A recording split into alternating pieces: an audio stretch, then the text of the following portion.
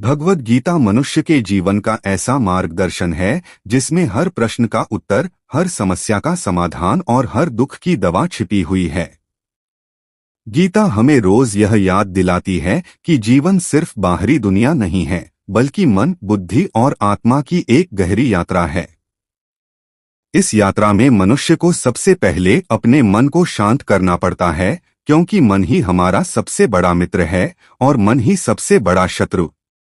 अगर मन नियंत्रित है तो कठिन से कठिन परिस्थितियां भी आसान लगती हैं, लेकिन अगर मन भटक जाए तो जीवन का साधारण काम भी भारी हो जाता है। गीता की पहली सीख यही है कि मन को सकारात्मक दिशा में लगाओ, क्योंकि स्थिर मन ही सच्चा सुख दे सकता है।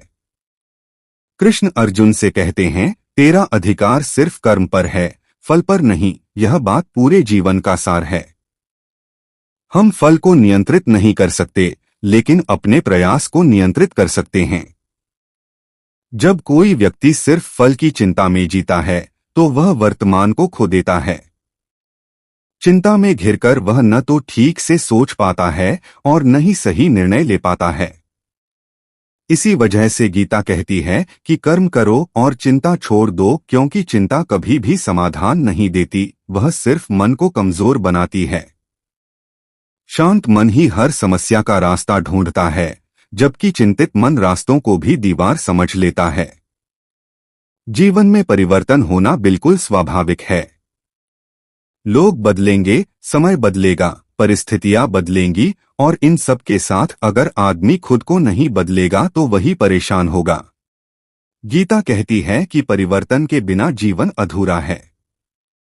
जो चीज बदलती नहीं है वह खत्म हो जाती है। इसलिए जीवन में जब भी कुछ नया हो उसे स्वीकार करना चाहिए। यही कारण है कि कृष्ण कहते हैं, जो हुआ अच्छा हुआ, जो हो रहा है वह भी अच्छा हो रहा है, और जो होगा वह भी अच्छे के लिए ही होगा। यह वाक्य केवल सांत्वना नहीं है, बल्कि एक दिव्य सत्य है।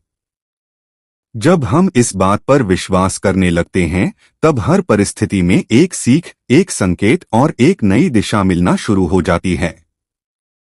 अहंकार मनुष्य की सबसे बड़ी कमजोरी है।